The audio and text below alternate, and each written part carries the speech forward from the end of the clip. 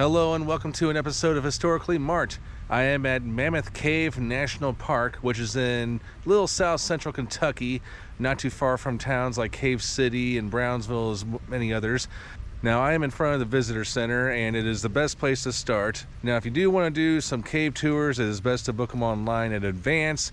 Unfortunately, I'm only doing one tour today, and I did the historical one. That seems to be the most popular, most recommended, kind of in a nutshell tour, because it tells you the history about how the caves were discovered and all that.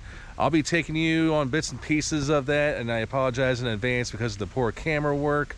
But I also took pictures because, you know, there's a lot of people on the trail, or I mean people in the tour group, that is.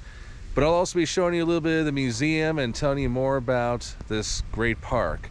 Now, not many people even know that Kentucky has the world's largest underground cave system in the world. I know, how bizarre is that? I mean, probably not a lot of Kentuckians know that either. I don't know. But yeah, I am literally standing on top of a cave, and maybe you are too. I don't know. But I'll go ahead and take you to the visitor center and go from there. And like I said, it is best to book your tours ahead of time. You can always ask a park ranger, and they have descriptions about how each tour lasts. Most of them last either 2 or 3 hours. The historical one lasted 2 hours. And yeah, they will warn you. Some will be uncomfortable for some people because, especially for tall people like me and for overweight people like me, that means a lot of sleeking, crawling, ducking. But it can be fun. It was a good workout, I'll admit to that. This is something that is found at a lot of national parks. Stephen Ting Mather, who lived from 1867 to 1930. He laid the foundation of the National Park Service, defining and establishing the policies under which areas shall be developed and conserved unimpaired for future generations. They will never come to an end. It's good that he is done. Now that is the visitor center, of course, right there, but this is just a shelter that explains all the different hikes. I mean, I definitely would have loved to do them, and a lot of them sell out pretty quick. Like the River Styx sounded very different, or sounded cool. Not just because I'm a fan of the rock band. But then there's Gothic Avenue, but that one was going to be like 3 hours long, and I'm like, I don't know if I want to wait that long. But then there's some that are not currently offered for various reasons. So yeah, I mean, there's definitely, you will not get bored here. I mean, there's lots to do. There are lots of nature trails on the grounds. You just gotta know which one suits you best. So yeah, plan ahead before you come here. Okay, now we're gonna go inside and I'll see if I can check in. And I will warn you, the Wi-Fi is your best bet. The internet service is crap out here. So yeah, even if you have an iPhone. There's also a museum inside the visitor center. You have the world's longest cave. Over 400 miles of surveyed passages. The Mammoth Cave landscape shelters along a complex underground labyrinth. It's the Mr. President and VP. I'll put a little panel quilt for you. And here is a map. Very big map. I mean, yeah, the lands go as far as one could wonder. Crazy as it is. But yeah, visitor center. Yeah, that's where I'm at right there. Okay. Alright, time to do some more exploring in this museum. Learn some history. And over here, there's a plaque. I've kind of lost count of how many UNESCO sites that I've visited here in America, but not that many because the United States doesn't really have, I think there's about a dozen UNESCO sites, and one of them is back home at Cahokia Mounds. But yes, Mammoth Cave National Park has been designated a World Heritage Site back in 1981. Oh, that was like over a month after I was born. How about that? But and UNESCO stands for United Nations Educational, Scientific, and Cultural Organization. Now there are plenty of UNESCO sites around the world. I mean, Asia, Europe, all over the world. But like I said, the United States has kind of fallen behind, but since we're still one of the newer countries, maybe that's why, but yeah, mostly the places that go back to thousands of years have been recognized. And yeah, I mean, obviously this is no exception. Usually you are told where to meet your group before the tour begins. Depending on which one you take, some may require a bus, but the historical tour is just walking distance from the visitor center. And just down the walkway to get there is this historical marker. Not really much historical information, more in nature.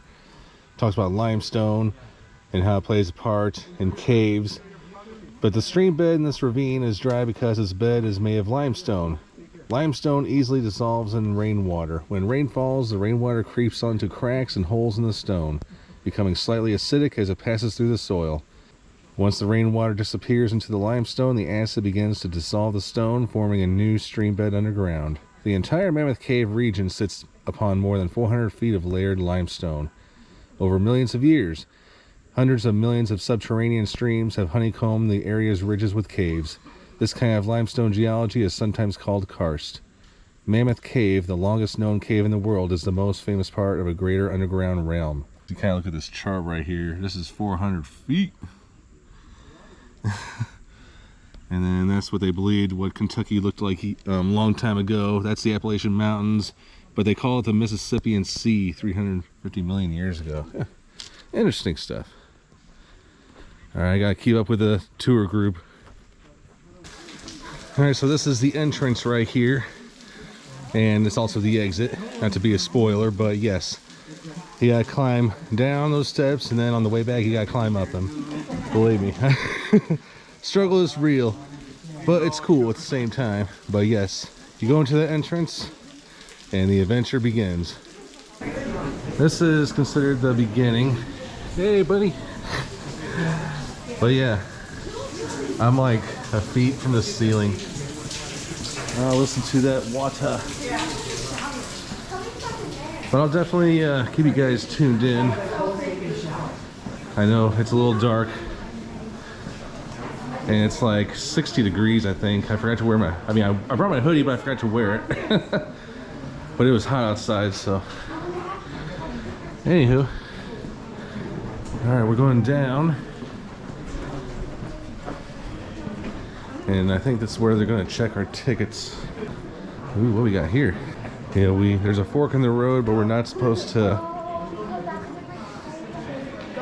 It says here, slaves built the first modern trails in Mammoth Cave. Wow. Now the park ranger said, don't go right. So we're going left. There's a little tombstone, Great War monuments. Very nice. All right, yeah, you can't really see it, but yeah, I can't even stand up. But we're getting down to a drastically different part of the cave here. I don't even know what those wires are, but I assume they're pretty old. All right, we're moving. All right, awesome. But yeah, there's a lot of times where I had to duck.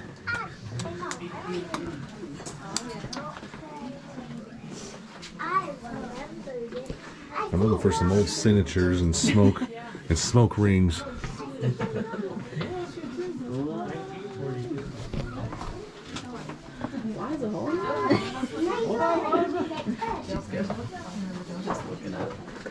My head is like turned diagonally. All right, what we got here?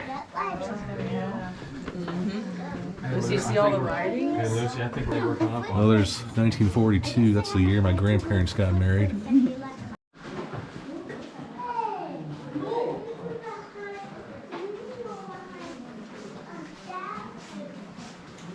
And I'm going to go ahead and continue ducking.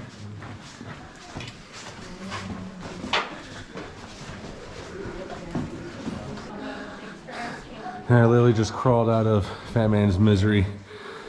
And with me being a fat man, whew, it was misery. But time to move on. Oh, there's some more fire signatures, or smoke signatures. Wow.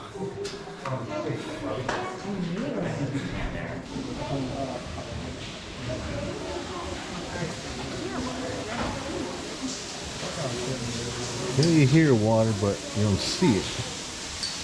Huh. And we're going to go up a series of stairways here. Okay, I can kind of see. Yeah, I can see water, but yeah. So that's what I'm talking about all the way back there. You can see the water kind of coming down, but yeah. Hang on, I'm going to move a little bit and see where it's all headed. Oh, man. Very, very cool. And now, like I said, we're going to go up another series of steps. In the middle of the stairway. See that over there?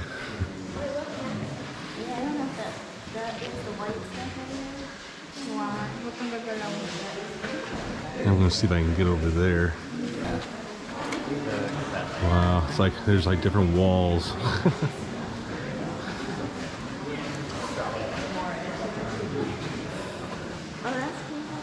Very, very cool.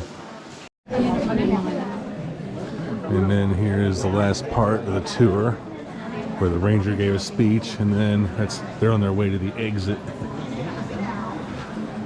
But I'm gonna still take in the smell and everything at this place. So yeah, it was fun. Sorry I didn't really get much footage, but when you're on a tour with 100 different people, it's like kind of difficult to do such thing. And when you're trying to watch your head. Now here's a really cool map, like it'll tell you what's beneath you. Now I did the Fat Man's Misery, which was obvious. I mean, to me that was the worst part. But if I were to drive out a little bit out that way, I would be driving over it. And then all the sinkholes and some of the other caves. But yeah, I mean, possibilities are endless here. I wish I could spend more than one day here, but I'll probably come back in the future. I mean, it's not too far from where I am.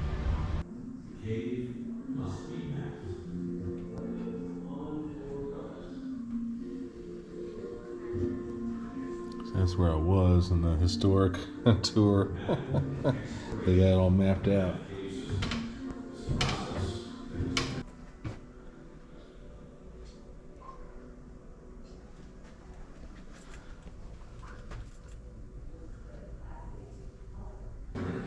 Twilight Zone, not the TV show, but the Mammoth Cave system has at least 27 known entrances. About 1/3 of these are natural.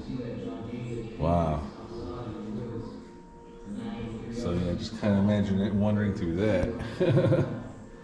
As much as 20 miles and gained international fame.